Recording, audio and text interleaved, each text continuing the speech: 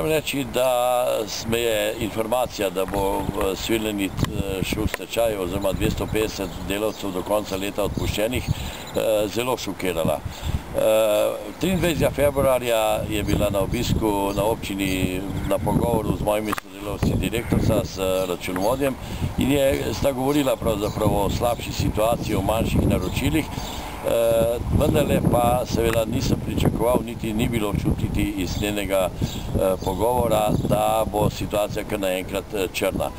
Vprašanje je, ali je situacija, ki jo nastavlja vodstvo Svilanita, res takšna, da moramo pozabiti na firmo Svilanit in obuditi ali pravzaprav ohraniti še tistih 160 zaposlenih na invalidskem podjetju Svila, kjer je tudi občina pred 7 leti skupaj z Svilanitom odprla to podjetje, ki gre za invalidsko podjetje, kjer je bila občina 20% lastnik, skupaj z Ministrstvom za delo, družino smo ustanovili to firmo, no sedaj smo 0,25% solastniki.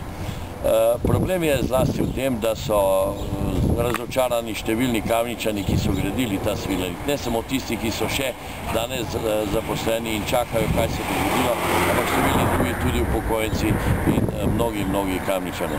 Mislim, da seveda bo postaviti potrebno tudi vprašanje, kaj pomeni, da kot človek postane vodstvo ali direktorca s sodelavcem 100% lastnik firme, da je potem pa treba taka radikalna poteza. Kot vemo, ima tudi občina Kamnik nekaj predvideno v proračunu za blažitev socialnih stisk? Ja, mi nismo računali, da bo pa tisto večje vsoto denarja, ki smo ga pri proračunu za 2009 namenili, da bo, bom rekel, na nek način namenjen tako rekoč skoraj samo za Svilanitove delavce. Za socialne pomoči smo mi iz 9500 evrov povišali to postavko na 35.000 evrov. Potrebno pa reči, da seveda so tudi drugi socialni transferi, torej proračunska postavka za plačilo zdravstvenega in socialnega zavarovanja za brezposelne smo tudi pomembno dvignili. Problem pa je tudi v tem, da seveda se bojim, da nam bo tega denarja kaj kmalu zmanjkalo, če se podobna zgodba zgodi morda tudi v Titanu, v Cimosu ali še kje, kjer tudi napovedujejo neke črne misli oziroma razmišljajo tudi vsaj neuradne informacije tako.